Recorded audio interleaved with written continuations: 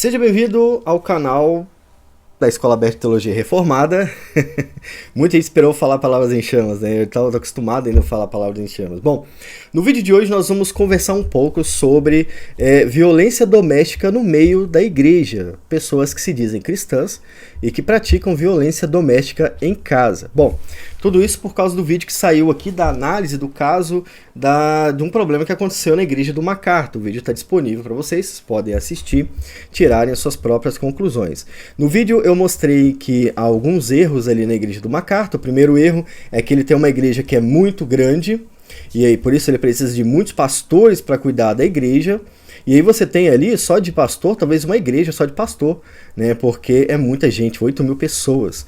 E isso acaba trazendo muitas brechas para ter problema, tá? O outro problema é que o MacArthur tem pastores que cuidam de ovelhas, que talvez, não, tenho certeza, não deveriam ser pastores. Assim como tem no Brasil um monte de igrejinha que não deveria ter pastor, mas tem um cara que é irresponsável.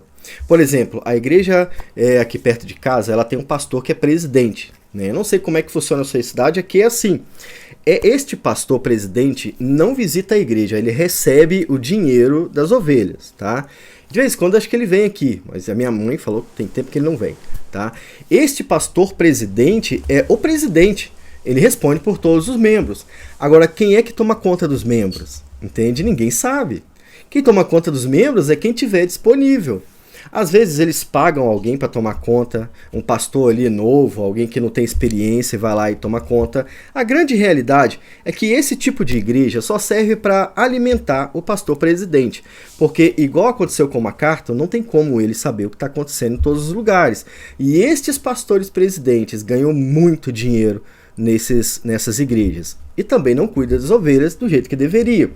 Você, pastor presidente, quem é que cuida das suas ovelhas? A maioria dos casos é alguém que você acha que é de confiança. E talvez seja o mesmo caso do MacArthur. Ele achou que o cara era de confiança e não era, tá? Não era, esse foi um dos erros do MacArthur ali. A grande questão deste vídeo e do vídeo anterior é que estes problemas acontecem o tempo todo na igreja e nenhum desses hipócritas que ficam falando mal vem fazer alguma coisa. São todos covardes, são hipócritas, não servem para ser cristãos porque têm medo de falar a verdade. Tem medo de assumir o risco de expulsar um cara que bate na esposa.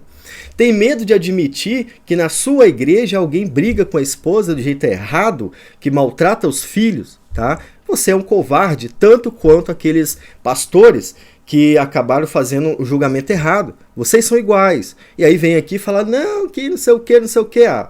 Toma vergonha na sua cara, deixe de ser sem vergonha, né? E outro problema é que a doutrina que nega totalmente o divórcio acaba favorecendo justamente esse caso. E olha só que interessante, a maioria de vocês crê desse jeito, são hipócritas, né? Se vocês acreditarem que o divórcio é impossível de ser aplicado, e se vocês forem pelas biblinhas de estudo que vocês têm apenas, porque olha só, eu consultei a Dake, consultei a da Reforma, consultei a Genebra e consultei a da Escola Dominical, se não me engano. Eu consultei uma outra grande. A Dake foi a única mais ou menos dentro do contexto. Nenhuma bíblia de estudo fala que se houver violência doméstica, o divórcio deve ser aplicado. Nenhuma, e olha que eu tenho muita aqui. Se tiver alguma que passou batido, deixa nos comentários. Mas a maioria só defende divórcio com adultério. Às vezes o cara não é adúltero, mas ele está matando a família, tá? Matando a esposa. Às vezes ele não é adúltero, mas é pedófilo. Olha o caso ali. O MacArthur e os pastores estavam dentro da Bíblia de estudo que vocês gostam. Ele estava fazendo exatamente, não houve adultério, então não tem como separar. Tá? Não se divorcie do seu marido, volta para casa e vai viver com ele. Enquanto isso, a mulher só apanhava. Então, muitos de vocês acreditam que não deve ter divórcio quando não há adultério. E nesses casos, as mulheres estão sofrendo por causa disso, tá bom? Bom, a gente tem aqui alguns comentários, quero ler com vocês, não vou me estender muito falando sobre isso aqui, né? A Michele Porto entendeu a mensagem e ela deixou aqui um caso que foi resolvido do jeito que eu falei, ó. O grande problema é a omissão e falta de cuidado pastoral. Na minha igreja tivemos um caso muito parecido e o pastor orientou a denúncia da polícia, né? Com isso, a moça tinha medida protetiva. Mesmo assim, o agressor continuou a persegui-la e tentou matar a moça. Sabe onde que Paulo fala sobre isso aqui, Michele, que deveria ter sido aplicado? O marido dessa mulher não é cristão, ela está casada com um pagão, um cara que não foi convertido. Este é um motivo do divórcio, tá? Você não está casado com uma pessoa que é crente. Você cometeu o primeiro erro, que às vezes não tem como evitar, né? Tem casos que o cara parecia ser crente, como o caso que a gente vai estudar hoje. E esse casamento não era nem para ter acontecido, tá? Mas a gente entende que há homens tão safados, tão pilantras que fingem ser crentes. Assim como há mulheres também que fingem, né? Mas o maior problema, a gente sabe, é o homem, por enquanto, né? E o pastor foi lá e falou para denunciar, tá? Tem outro ponto aqui também que eu acho interessante a gente falar. Cadê? Deixa eu ver. Esse aqui, o André Camilo, ele trouxe a realidade pra gente, ó. Esta é a realidade do Brasil. Não é que a gente quer culpar os dois André, né? De André para André, né? Não é que a gente quer deixar de culpar o MacArthur. Ninguém está defendendo o MacArthur. A gente falou do erro dele. A chance do vídeo é de falar sobre o problema que está acontecendo com vocês. Problema de você, talvez mulher que assiste o vídeo, ou de você que assiste o vídeo, que perde a paciência e bate na mulher. Eu desejo sinceramente que a polícia te pegue, tá? Se você faz isso, o meu desejo é que a polícia converse com você. Eu precisei chamar a polícia da mulher várias e várias vezes na minha vida, porque a minha mãe sofria na mão dos meus padrastos. Vou te falar uma coisa, quando a polícia da mulher te pegar, ela vai te dar um cacete que não vai sair no jornal. Tá? Não sai no jornal. Ah, mas a polícia pode fazer isso? Eu acho que ela faz pouco, deveria fazer mais, tá bom? Tô falando a real pra vocês, porque eu sou uma pessoa que sofreu com isso, vi a minha mãe sofrendo com isso. Eu já estive na frente da minha mãe enquanto ela tomava soco na cara do meu padrasto, entende? Então, para mim, é pouco o que vai acontecer com você. Entende? Você é crente, além de sofrer na mão da polícia, você vai pro inferno, que é o justo, né? Uma pessoa que não foi convertida, que finge que é crente, é o inferno. Esse é o caminho, tá? A não ser que você seja convertido pelo Espírito Santo. Que é o que, no fundo, nem poderia acontecer, né? Bem que podia acontecer, mas enquanto não acontecer, inferno, tá bom? E lá você vai achar um monte de gente que concorda com você aqui na Terra. O André Camilo falou o seguinte, ó. Excelente vídeo, ele assistiu até o fim, tá? O André assiste sempre até o final. Ele é membro do canal. Tá vendo aqui, ó, embaixo? Aqui, ó, conheça a academia aqui no canal, tá? Para você conhecer, você tem que clicar em seja membro. Aí você vai ver o vídeo ali explicando como funciona a área de membros do canal. Olha que eu era de uma igreja pentecostal. Olha aqui o exemplo. Não sou eu que estou falando.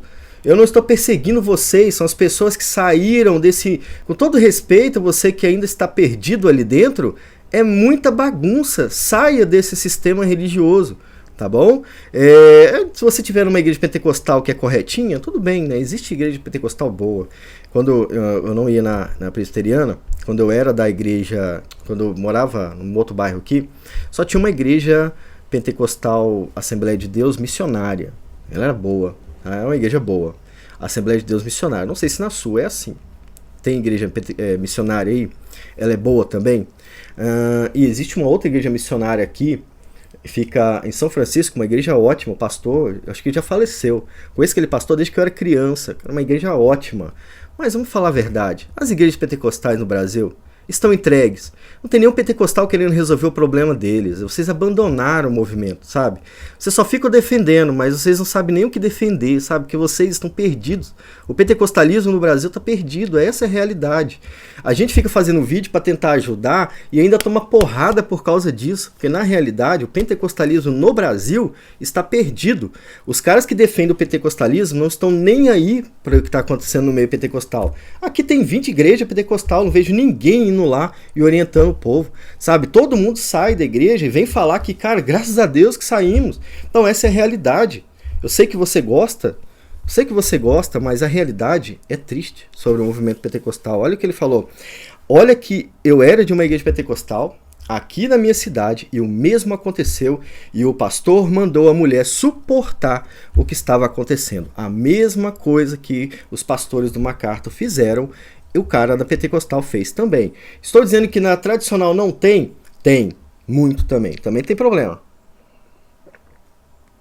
Mas atualmente, vocês vão ficar com raiva de mim, vai se desinscrever do canal. É que estou aqui para falar a verdade. A verdade tem um preço e eu vou pagar o preço. O preço que Deus determinar, nós vamos pagar, tá bom? Esta é a realidade. Ela mandou orar pelo marido. O pastor poderia ter mandado orar pelo marido, mas distantes, sabe? Distante, olha, ora pro meu marido, converte o meu marido, salva ele, e aí Deus talvez faria isso. Se for da vontade dele, ele faz, né? A gente tem que orar pelo menos. E aí veio o outro André, ó, aconteceu um caso parecido na minha cidade, próxima. A mulher pediu conselhos ao pastor e ele pediu para ela somente orar. Porém, no final, o final foi trágico. Ele nem fala aqui o que aconteceu no final. Provavelmente, né, uma tragédia realmente aconteceu ali. O pessoal anticalvinismo aproveita a oportunidade deles para fazer acusações infundadas. Cara, que canseira. Cansa mesmo, mas assim, a ideia aqui é aproveitar a oportunidade para ajudar quem está sofrendo, tá? E aí tem um monte de gente aqui, ó, que comenta. Eu não vou ler esses comentários porque não vale a pena, né? Alguns ali que são interessantes a gente vem aqui e comenta. Agora, olha que coisa aqui interessante. Vamos pensar num caso real aqui. Não é que o caso é real, é que o caso é muito parecido com o que acontece em muitos lugares, tá? Acontece em muitos lugares. O livro Aconselhamento Cristão, do Gary Collins, lá no capítulo 27, ele vai tratar sobre problemas conjugais. E a gente vai começar a pensar sobre como aconselhar pessoas nessa situação. Eu não vou ler o capítulo todo, vou ler só o início, que é uma história de Kurt e de Anne, que se casaram, tiveram problemas. E aqui tem um monte de problemas que a gente precisa resolver, né? Até problemas que deveriam ter sido resolvidos antes do casamento acontecer, sabe? E pode ajudar muita gente que está aí passando por problemas com marido também, beleza? Talvez o texto fique pequeno porque ele não encaixa muito bem aqui. O PDF que eu consegui, ele é meio ruim. Eu estou usando o PDF dessa vez, mas eu tenho 2 livros desse em casa. Ele é muito importante para mim, então eu tenho o PDF, mas eu não roubei ele de ninguém. Eu comprei o livro, tenho 2 até, né? Se eu pudesse eu teria mais, mas enfim, tem 2. Assim como eu tenho a Igreja de Cristo, eu tenho 3, né? Porque é bom, o livro é bom, vale a pena ter em casa, né? O texto diz o seguinte, ó: 20 anos se passaram desde o dia em que Kurt e Diane disseram sim numa igrejinha no interior e começaram uma vida comum. Então ele vai contar a história sobre Kurt e Diane que se casaram há 20 anos atrás. Houve momentos em que eles se perguntaram se aquele relacionamento era tão tumultuado e iria sobreviver. Mas a verdade é que os dois continuam vivendo juntos, às vezes numa trégua instável, mas instável dentro da mesma comunidade em que nasceram há quase 42 anos atrás. Os pais de Diane, aqui a gente começa a analisar a situação. Os pais de Diane eram cristãos que frequentavam a igreja regularmente e eram membros respeitados dentro da comunidade. Os pais eram os pais da esposa sempre foram na igreja. Tá bom? E a esposa também. Ela foi criada com os pais. Não fala qual igreja que era, não é isso que importa nesse caso, tá? Kurt veio de um lar onde a religião não tinha a menor importância. E os 4 rapazes da família estavam sempre se metendo em confusão com a vizinhança e a polícia. Então nós temos aqui um clássico caso onde a moça cristã se envolve com um cara que não é cristão e com o tempo provavelmente isso vai virar um problema, tá? Onde está o problema inicial? O problema da moça que se envolveu com um cara que não era da igreja, tá bom? É aí que começa. Isso acontece dos 2 lados. Não estou falando aqui que a mulher sempre é culpada, tá bom? Há homens que se envolvem com mulheres que não são cristãs. Isso vai dar certo no futuro? A chance é quase 30 para 70. É muito baixa, que vai dar certo, mas há casos que dá certo. Agora, você não pode julgar a sua vida com base em outros casos, né? Você tem que tomar cuidado, é isso. aos 18 anos, Kurt se casou com a namorada, que estava grávida, mas o casamento teve muitos problemas e terminou em divórcio 2 anos depois. Então o rapaz, ele era do mundo, não era um rapaz evangélico, e ele já tinha, com 18 anos, ele já tinha filho, já tinha se casado. Hoje, no Brasil, com 15 anos, a maioria das meninas engravidam. A maioria não, né? Muitas meninas engravidam no mundo. Infelizmente, isso acontece, né? É um reflexo do que a cultura fez com a nossa sociedade. Tá bom? Não estou culpando as meninas, embora vocês estejam culpadas mesmo, porque não foi eu que fiz nada, né? Mas isso é um reflexo ruim da nossa cultura, felizmente. Se fosse uma cultura diferente, seria resultado melhor, mas não é, tá? Mas o caso é esse. A menina conheceu o Kurt, que com 18 anos ele casou, e com 20 anos ele se divorciou e tinha um filho. Infelizmente, é muito comum. Hoje na igreja isso é muito comum, tá? Ele conheceu Diane no trabalho e começou a ir à igreja com um pouco depois que eles começaram a namorar. Eles começaram a namorar, uma menina crente com um rapaz do mundo. Depois disso ele foi para a igreja. Até então eles eram namorados e ele começou a ir para a igreja. Depois de um apelo evangelístico, Kurt se tornou cristão e durante todo o tempo de casados, o casal tem frequentado a igreja, juntamente com os 2 filhos. Agora o Kurt tem 3 filhos, um casamento perdido, 3 filhos, né, e outro casamento. Há pouco interesse nas coisas espirituais, que tem outro problema. Ó. Há muitos e muitos casos onde o marido vai para a igreja só por causa da esposa. Ele não vai para a igreja por causa de Jesus. Olha só, meninas, meninas, porque a maioria das mulheres tem que ouvir isso aqui. Vocês não vão converter o marido de vocês, entende? Então, se você quer namorar um rapaz que é do mundo, que é condenado ao inferno, e você acha que levando ele para a igreja talvez ele melhore e vocês se casem juntos, saiba que na realidade nem os homens que estão na igreja talvez sejam salvos. Imagina o seu que você está levando de fora para lá. O que acontece é que as pessoas deveriam demorar mais para se casar. Não é que você vai abandonar o seu marido porque ele é do mundo. É que você, antes de se casar com ele, vai esperar mais para entender quem ele é. Sabe? E aí, se você tá namorando, você consegue resolver fácil. Depois de casado, já era. Casou, 2 filhos, é para sempre. Filho é para sempre. O filho vai morrer depois de você, ou seja, para sempre para você, né? Então, este é um dos primeiros problemas que acontece com pessoas que se casam. Eu conheço pessoas que se casaram com meninas porque elas eram muito bonitas, tá? E eram mesmo. E depois de velhas, essas meninas descobriram que eram muito bonitas e meteram o pé no marido. Os 2 eram da igreja, tá? Hoje a menina que era muito bonita está aproveitando a vida. Ela está aproveitando a vida porque ela percebeu o poder que tem a beleza feminina. E o marido provavelmente vacilou, perdeu, né? Mas na verdade não é que ele perdeu, a pessoa já estava ali, só estava esperando a hora certa dela se manifestar. Então esse é o problema. Às vezes você conhece uma pessoa e acha que vai converter ela e não converte, leva para a igreja. Durante um tempo a pessoa é uma pessoa boa, sabe? Pode até ser um pastor, como foi o rapaz ali do nosso caso, ele era professor de música, né? Mas no fundo, ele não é um cristão, sabe? E isso é demonstrado com o tempo e na prática, tá? Logo no início do casamento, olha, isso foi do início, né? Logo no início do casamento, Diane teve algumas conversas com o pastor a respeito do comportamento agressivo de Kurt. Foi logo depois que casou, ela percebeu aonde ela tinha se metido. Além disso, depois do trabalho, ele ia para um bar com os amigos e depois chegava em casa bêbado, arranjava uma briga por causa de uma coisinha qualquer e batia na esposa. No dia seguinte, quando Diane contava o que tinha acontecido na véspera, ele negava tudo, mesmo diante dos hematomas que ela mostrava como prova. Esta é a realidade de muitas mulheres no Brasil. Você que é mulher, fala pra mim, você já viu isso aqui acontecer quantas vezes? Quantas dessas vezes o cara parecia ser gente boa? Bota nos comentários. Diane pensou em deixar Kurt várias vezes, mas ela não tinha para onde ir com os dois filhos e sabia que Kurt a encontraria se ela voltasse para casa dos pais.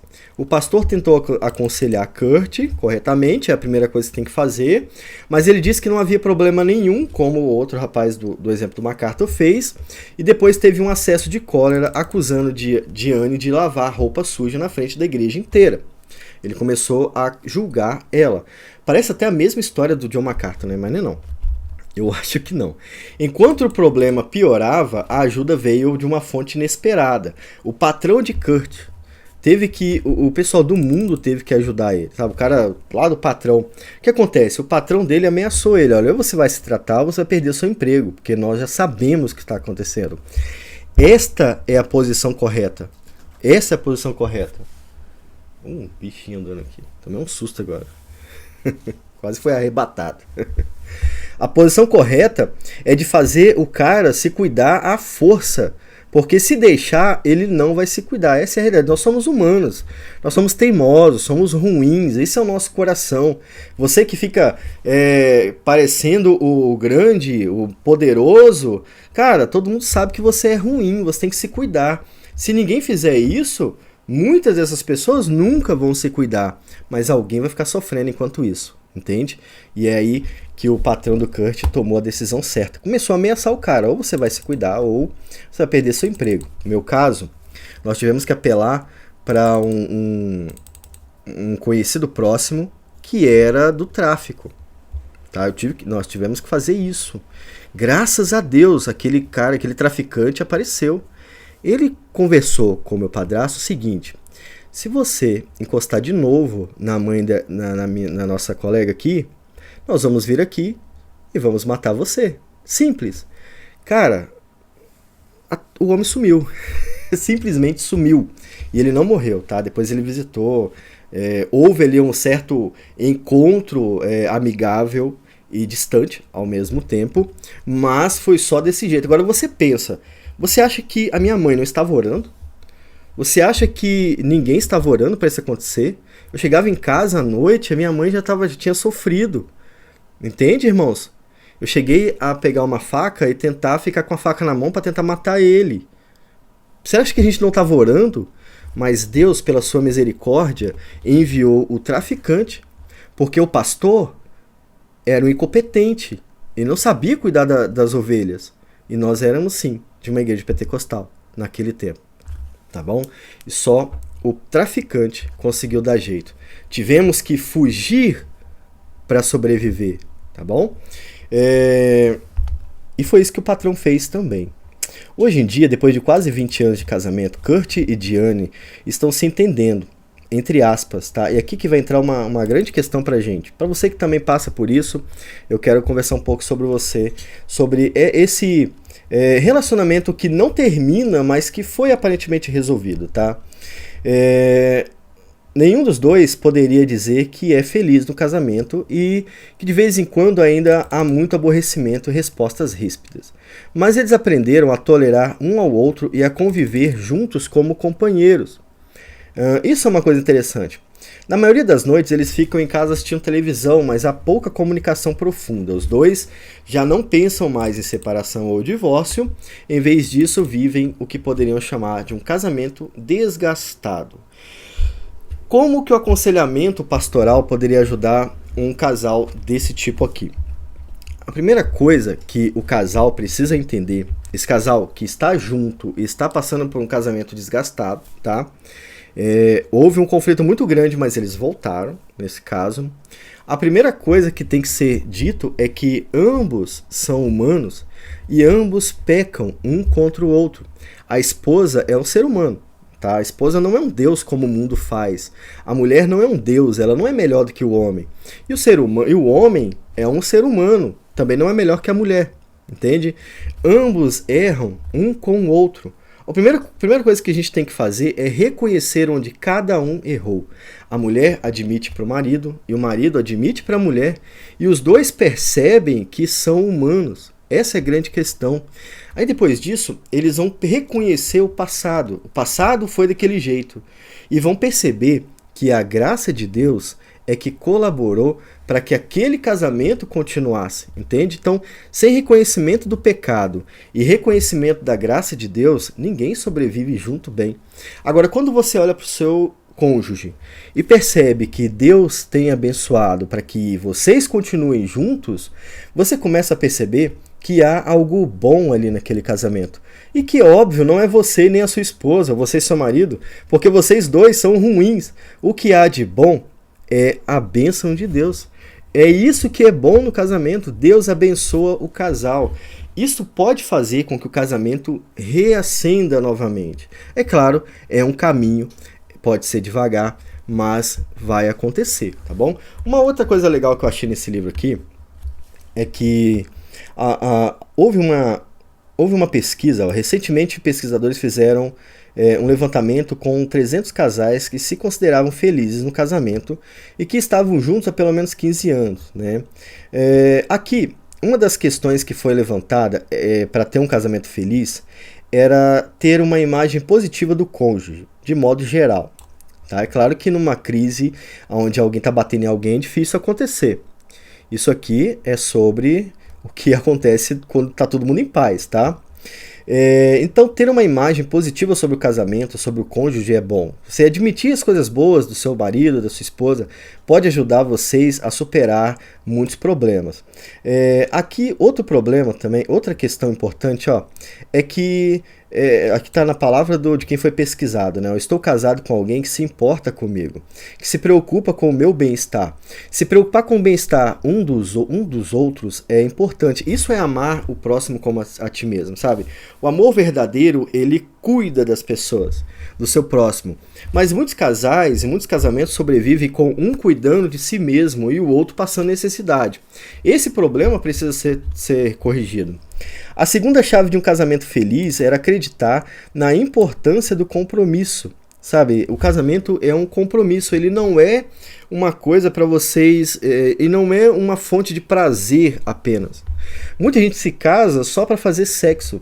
Eu acho que esse cara, essa menina que se casa para fazer sexo, deveria procurar um prostíbulo, porque é até mais barato, sabe? Casar para fazer sexo não é o correto. O casamento é um compromisso que você faz, é uma aliança que você faz com outra pessoa. Esta aliança envolve o sexo também, mas é acima de tudo um compromisso, sabe? Você tem alguém que depende de você. O homem tem a mulher e a mulher tem o marido.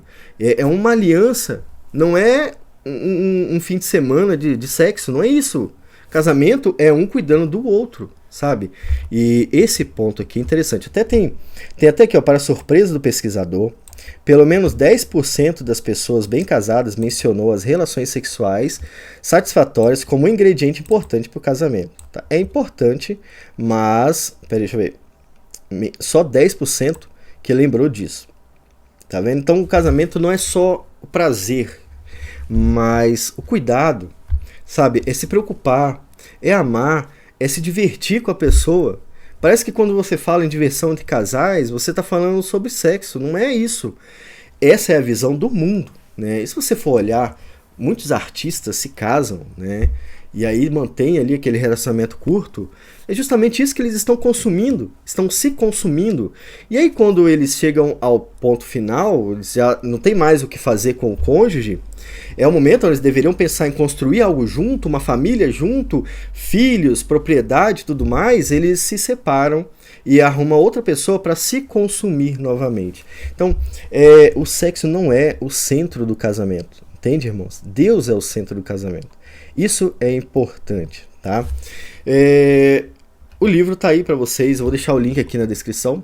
Eu espero ter ajudado a entender a grande questão do vídeo anterior e ajudar para que você se sinta mais encorajado a denunciar casos graves como esse, tá bom? Fique com Deus, até o próximo vídeo aqui no canal.